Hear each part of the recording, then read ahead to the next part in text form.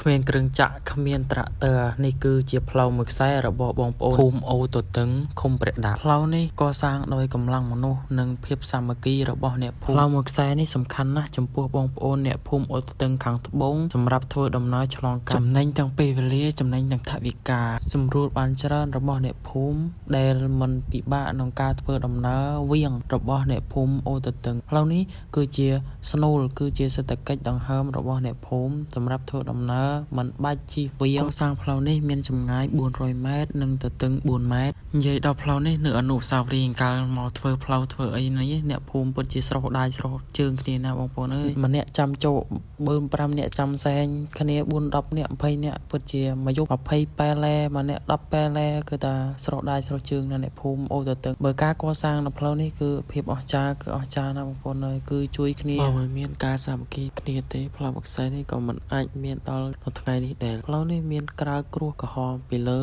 ដោយមានលូចំនួន5សម្រាប់ធ្វើឲ្យចរន្តទឹកឆ្លងកាត់ទាំងសងខាងចរន្តទឹកសងខាងនេះគឺជាតំបន់ប្រវត្តិសាស្ត្រពីដើមថាកន្លែងនេះបើតាមឯកសារមួយចំនួនគឺជាតំបន់បារាយស្ងួតបារាយខាងកើតបងប្អូនបានដេញឲ្យមើលទៅទីឃ្លាតមើលទៅផ្ទះបងប្អូនអ្នកភូមិ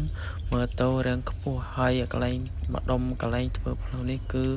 រាងកោងដូចបាត់ផ្ទះព្រោះថាតំបន់នេះគឺជាតំបន់បារាយហើយការកសាងផ្លូវនេះក៏បានធ្វើសាលាតនៈហៅថាសាលាឆៅទៀនសម្រាប់បងប្អូនអ្នកភូមិធ្វើចូលនៅពេលចូលឆ្នាំរំលែកកម្សាន្តរបស់អ្នកភូមិអូទទឹងនេះគឺកន្លែងនៅទីនេះបងប្អូនកន្លែងសប្បាយកន្លែងធ្វើបុណ្យធ្វើទានដល់ពេលចូលឆ្នាំជុំបិណ្ឌមានបុណ្យធំអីការសាមគ្គីគ្នានេះពិតជាផ្លូវមួយដ៏ល្អ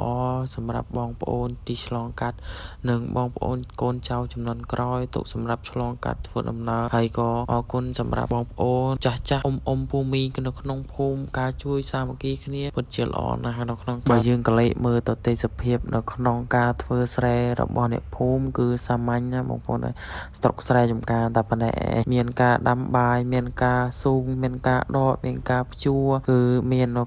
ក្នុងនោះទាំងអស់ស្រុកស្រែតែប៉ុណ្ណេះបងប្អូនអើយសាមញ្ញតែមានដីសុខណាបងមានតែធម្មជាតិមានតែខ្យល់បរិសុទ្ធមិនដូចនៅទីក្រុងទេមានគូមានកំបីអ្វីក៏ក្តៅជាងស្រុកកំណើតនឹងផ្ទះយើងទេបងប្អូនអើយគ្មានកន្លែងណាក៏ក្តៅជាងផ្ទះយើងទេអ្វីបិទតាយើងសាមញ្ញនៅតាមស្រុកស្រែចំការប៉ុន្តែក្តីសុខគឺខ្លាំងបំផុតបងប្អូនមើលតែពូមីងនឹងអង្គុយហូបបាយក៏យើងអនុស្សាវរីយ៍ដែលយើងធ្លាប់ធ្វើធ្លាប់ហូបនៅតាមជនបទ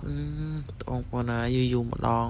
យើងមកស្រុកស្រែមើលលេងកម្សាន្តតាមទេសភាពគឺទទួលបានអារម្មណ៍មួយដែលប្លែកទទួលបានមកអារម្មណ៍មួយដែល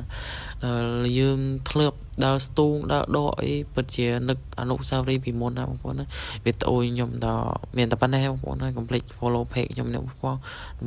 ដើម្បីលើកទឹកចិត្តឲ្យខ្ញុំធ្វើវីដេអូតទៅមួយឲ្យបងប្អូនមើលបាយបាយ